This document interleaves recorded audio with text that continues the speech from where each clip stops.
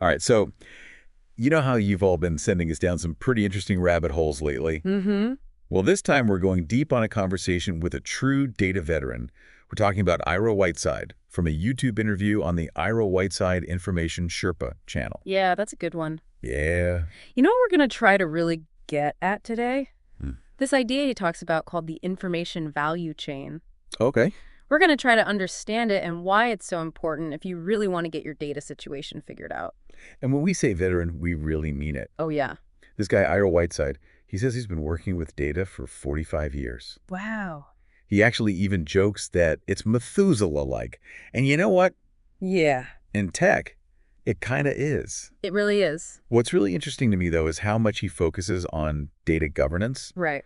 not just for the old legacy systems that, let's be honest, a lot of us are still dealing with, Yeah. but also for, like, all this crazy new big data stuff. Yeah, he's seen it all. So it seems like his perspective is definitely worth digging into. Yeah, and almost right away in the interview, he brings up this super important point that I think gets lost a lot.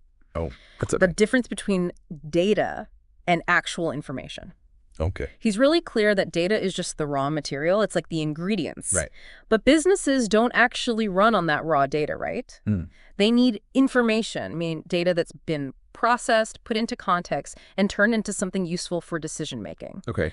That's what we're going to be looking at through his information value chain framework. Okay, this information value chain sounds kind of mysterious. Mm-hmm. So where do we even start with it? I think what's so cool about his methodology is that it completely flips the way we usually think about data. Okay. Like Oh. normally you'd start with the data itself, like where it is, what it looks like. Right, right.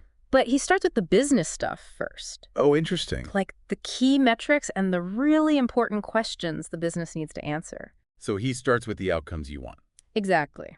The main idea is to understand how data has to be shaped and given meaning to become actual useful information, information that can help make good decisions. So it's almost like working backwards from the goal to the data. Exactly. You don't just collect a bunch of data and hope for insights. You figure out what you need to know first. Right.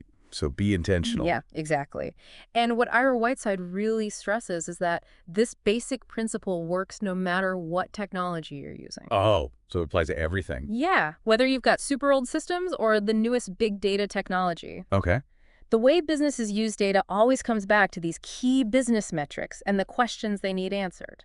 Okay, so he uses a bunch of different examples to illustrate this. Yeah. Like, he talks about everything from fintech companies to GoToMeeting to even McDonald's. Right, I thought that was interesting. So what was he trying to show with all those examples? Well, I think he was showing that no matter the industry, businesses really focus on key metrics. Makes sense. Like a financial firm might track transaction volumes, and a fast food place might watch average order value. Okay.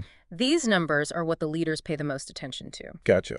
And when one of those metrics isn't what they expect, that's when things get interesting. Well, yeah, then the questions start flying. Yeah, for sure. So they need to figure out what's going on. So what happens next? Like, how do they actually walk down this chain? He describes it as like an instinctual process Okay. where the leaders, like the CEO, the CIO, or the CFO, they basically start digging deeper into the metric. Like, what do you mean digging? Well, they want to know what data points were used to calculate that number, Right. what formulas, what processes, like the whole anatomy of that metric. So it's more than just knowing where the data is stored. Exactly. You need to connect the dots. Okay. He calls it the structural part of the data. Okay. A big part of that is metadata, which tells you things like who, what, when, where, and how about your data. So you have to understand not just the names of the data fields, but like the quality of that data. Okay. He calls it the profiling, and the context of those data points that make up the calculation. So you can interpret the numbers properly. Exactly. It's like being a detective, right? Yeah, like following clues. Yeah, you're piecing together the story behind the numbers. Okay.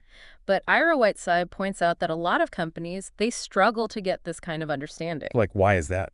They might have fancy governance platforms or dashboards, but when they see a number that seems off, they can't easily trace it back to the source. Oh, so like a really basic search engine. Yeah, something like that. They can't get the specific information they need. Okay. And it gets even more complicated when you think about all the different types of data systems companies have. Right, because you have those old systems like the Snowflake and Star Schema, Right. and then you have all the new big data platforms. Yeah, it's a mix. So how does that make things harder?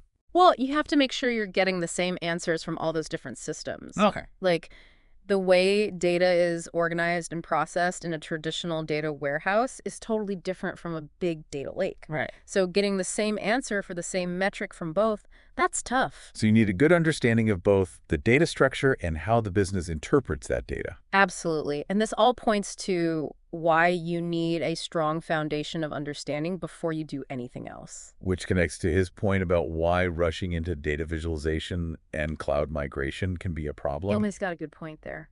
I mean, a lot of companies are so excited about the newest tools, right? Mhm. Or they want to move everything to the cloud. Right. But Ira Whiteside says that they sometimes skip over actually understanding their data first. Yeah, they're missing that crucial step. It's like building a house on sand. Exactly. So what does he say is more important than being fast? Being specific and disciplined. He says that a clear and well-understood data foundation is way more valuable in the long run. Okay. It's better than just making pretty charts from data you don't really trust. Makes sense. Yeah. So this brings us to this interesting idea of metric decomposition. Right. What exactly is that? So metric decomposition is like a deeper dive within the information value chain. Okay. It's all about understanding how the business actually sees a certain calculation, Okay. even if that understanding isn't technically correct. So even if they're wrong. Yeah, even if they're a little bit off. Okay. You start by just writing down their understanding. So to document it. Yeah, you can even use a simple spreadsheet. Okay. And what's really interesting is that this can reveal differences in how different departments interpret the same metric. Oh, wow. So you uncover these hidden data silos and inconsistencies that you wouldn't find just by looking at the technical side. So you're capturing the kind of informal understanding that exists within the business. Yeah, exactly. It's like the common knowledge, even if it's not completely accurate. Okay, so you take a metric like total income Right. and you ask the business people, what are the things you think make up this number? Yeah, like what's your mental model of the formula? Okay, It's not about being technically perfect at this stage. got it. Ira Whiteside says, perception is not reality, awareness is reality. Okay. So you start with that shared understanding, even if it's a little flawed. So once you've got that initial understanding documented, what's next? Then you go deeper into the details. Okay. You break that metric down into its smallest parts. Like it's basic building blocks. Exactly. So for total income, that might mean looking at individual sales, product prices, discounts, and so on. Really granular stuff. Yeah, you start at the bottom and work your way up. Okay, and where does this all lead? It leads to building those executive dashboards he talks about. Right. But this time, the people using them actually know where the numbers come from. They understand the whole chain. Exactly. They can see exactly how those high-level metrics are calculated. Okay, so there's that transparency. Yeah. And he also says it's super important to use basic data quality checks early on.